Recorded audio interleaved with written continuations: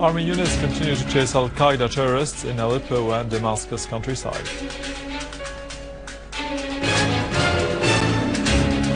And Lavrov warns against the possibility of using chemical weapons by terrorists in Syria and its neighboring states.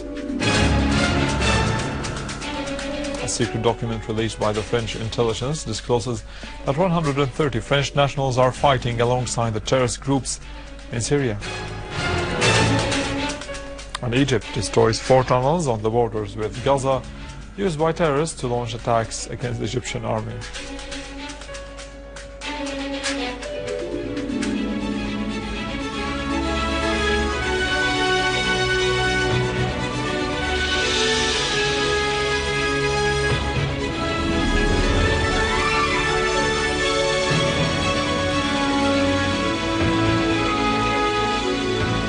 Good afternoon, this is news in English from the Syrian division in Damascus. A secret document released by the French intelligence agency unveiled that 130 French nationals are participating in the fighting alongside the armed terrorist groups in Syria under the name of Jihad. The Central Administration of the French Domestic Intelligence said in a statement broadcast by RTL French channel that the number of French jihadists engaged in what they call the holy war over the Syrian territories continues to rise, reaching 400 persons since the beginning of the crisis in Syria. Some of them were killed and others left the country later on. Syrian army units restore security and stability to the town of Abu Ghrain south of al-Safi area in Aleppo countryside, eliminating the last gatherings of terrorists in it and destroying their equipment and vehicles, with the army destroying 2 armored vehicles and confiscating the 3rd. A military source said that an army unit killed a number of Jabhat al-Nusra terrorists and destroyed weapons and ammunition they were using. The armed forces destroyed a number of terrorist cars in al-Saqa farms in al-Nabik area in Damascus countryside. The source said that another army unit killed an armed terrorist group and destroyed its criminal tools. An 8-year-old girl was martyred and 11 others were injured, among them a woman, in a mortar shell fired by terrorists near Dar es-Salaam school in Damascus. A source at Damascus Police Command said that the shell caused material damage to the supermarkets and a number of cars in the site. The source added that another mortar shell fired by terrorists landed over a building in al-Najma Square in Damascus, causing material damage. The Minister of Health, Dr. Saad al-Naif, visited the wounded and condemned the terrorist act and targeted civilians. The delegation of European lawyers visited Jaramana in Damascus countryside, where terrorists threw mortar shells last Thursday.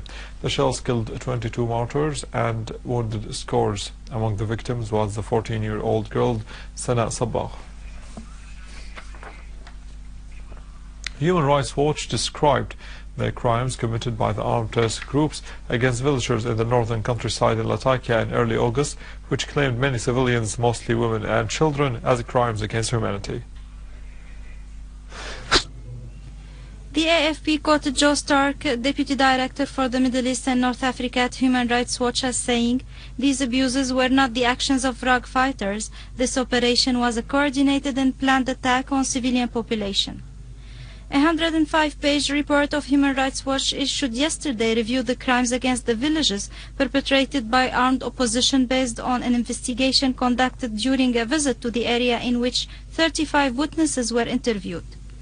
The evidence strongly suggests that the killing, hostage-taking and other abuses committed by opposition forces on and after the 4th of August rise to the level of crimes against humanity, the report said. Human Rights Watch said at least 67 slain by the opposition groups were killed at close range or while trying to flee. 8 survivors and witnesses described how opposition forces executed residents and opened fire on civilians, sometimes killing or attempting to kill entire families who were either in their homes unarmed or fleeing the attack, and at other times killing adult family members and holding the female relatives and children hostage, the report added. Human Rights Watch said about 20 opposition groups took part in the crimes and that 5 were involved in the attacks on civilians: Jabhat al-Nusra, the Islamic State of Iraq and al-Sham, both affiliated to al-Qaeda, جيش المهاجرين والأنصار أحرار الشام and Sukur allies. Egyptian armed forces have destroyed 4 big tunnels along the border with the Gaza Strip that were used by terrorists to carry out terrorist attacks against the Egyptian army, which claimed the lives of scores of Egyptian officers and soldiers. The operation came following many terrorist attacks, the last of which targeted an armed tank of the Egyptian army with 2 explosive devices, claiming the lives of an officer and wounding other 8. A delegation comprising heads of Syrian churches' visit to Russia concluded.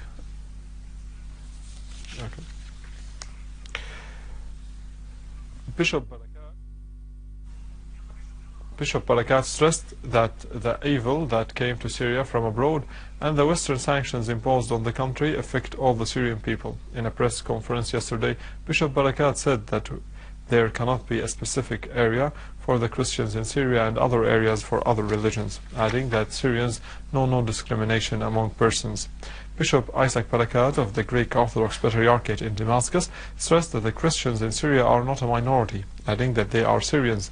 For his part, Archbishop Boutros An-Nimeh of the Syriac Orthodox Church in Homs said that the Western sanctions imposed on Syria prevent a lot of materials from entering the country.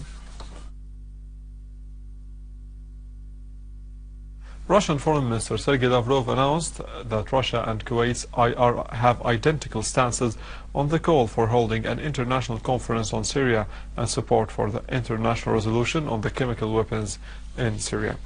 During a joint press conference with his Kuwaiti counterpart Sabah Khalid al-Hamad al-Sabah held in Moscow, Lavrov warned of any provocations aimed to foil the process of implementing the resolution on the chemical weapons in Syria, adding that Russia and Kuwait called for convening the international conference in Syria without preconditions to achieve the goal of implementing the agreements reached in the first Geneva conference of June 30 of last year. He called upon all international players and Syria's neighboring countries and those with an influential role to work to make the conference a success.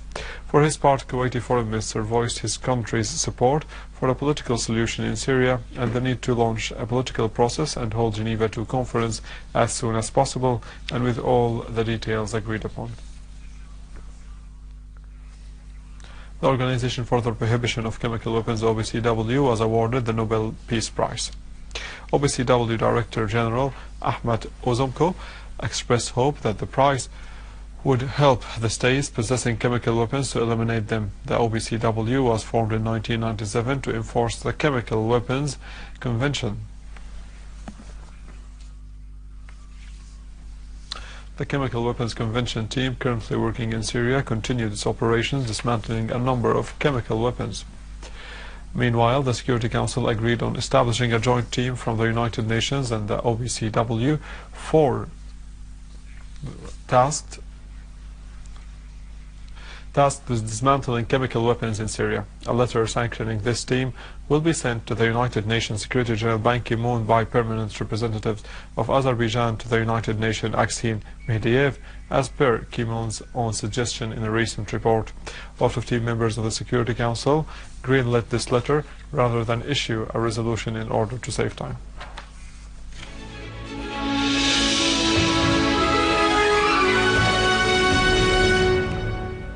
The renowned Arab artist, musician and singer Wadih al-Safi passed away on Friday at the age of 92 after a decades-long career full of creativity and artistic excellence.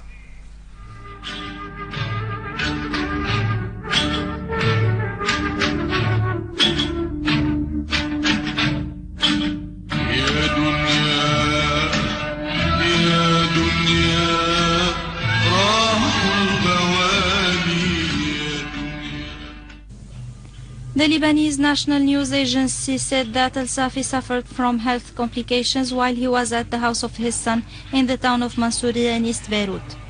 He was admitted to Bellevue Hospital, where he passed away. The Syrian Information Ministry and the Artists Syndicate offered their sincere condolences to his family. El-Safi will be laid to rest on Monday at St. George Cathedral in Beirut.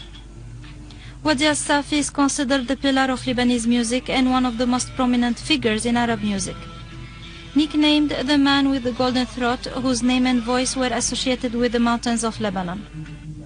Al-Safi had a unique love for Syria and Syrians, often saying that the peoples of Lebanon and Syria are one, composing and performing 2 songs for Syria as a salute for its sponsorship of art and artists.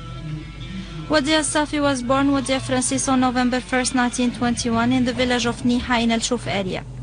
The second child in a family with 8 children, he lived a modest childhood, moving to Beirut with his family in 1938, where he enrolled in the Xavier Convent Catholic School.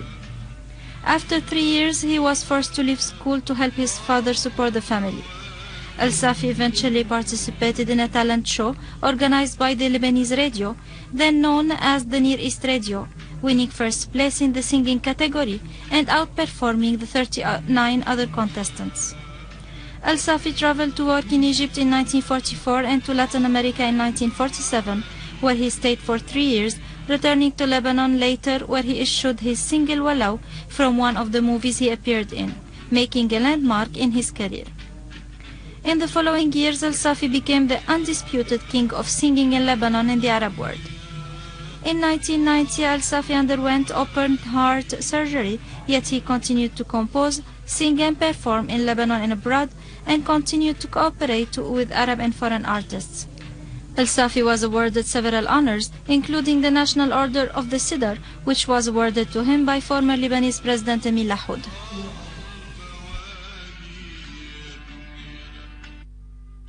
With this, we end our news for today. Thank you for watching. For more details about Syria and the region and to view this bulletin again, you can always visit our website in English, www.syriaonline.sy. Now to the latest business and market news with Nariman Qassam, but after a short break.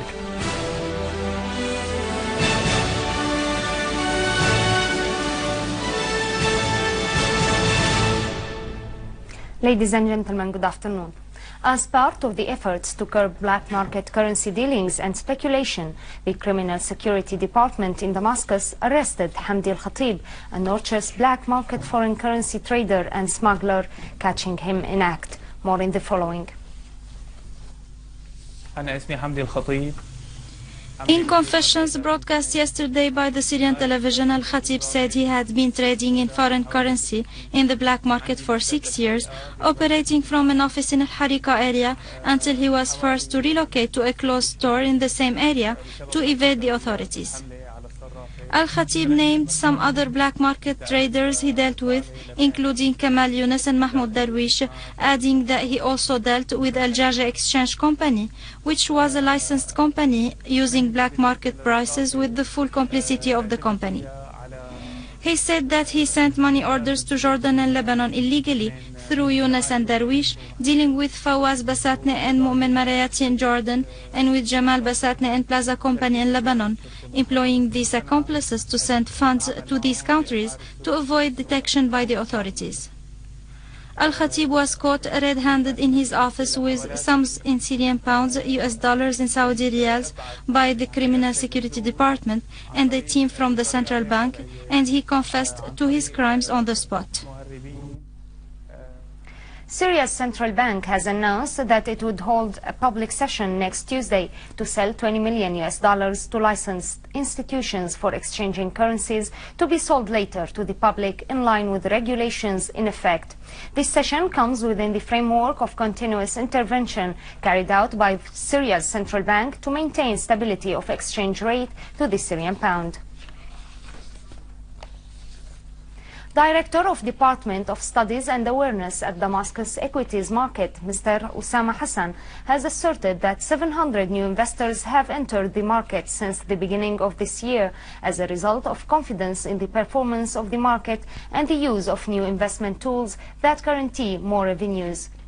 He further pointed out that the decline of the market's indicator at the beginning of this week's dealings had to do with the rapid gaining of revenues of leading shares, which witnessed good profits during September and last week, and which contributed in the raise of the indicator with a considerable percentage. Al-Hasaka branch of the establishment of cereals has guaranteed about 23 billion Syrian pounds to the farmers to buy the needed amounts of wheat and barley for this year.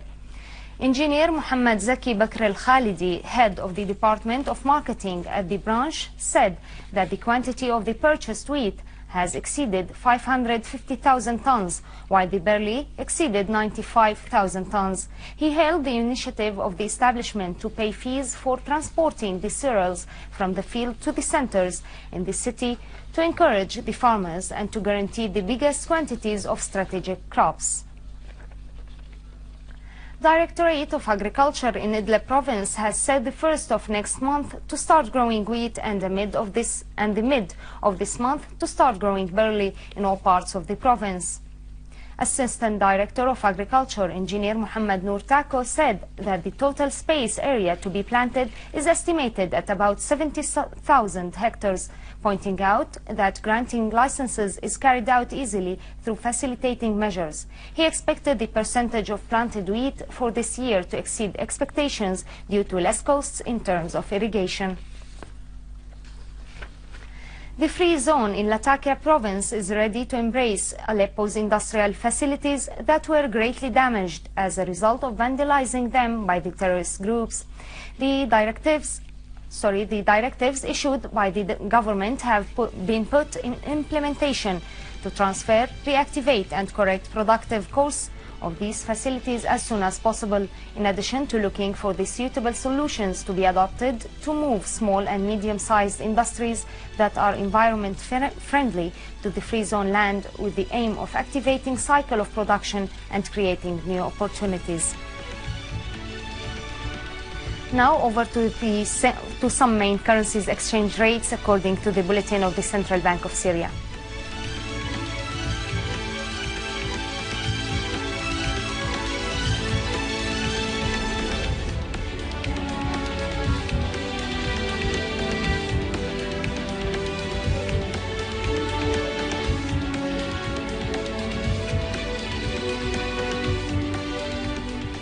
Ladies and gentlemen, this was our economic news for today. Thank you for watching. Goodbye.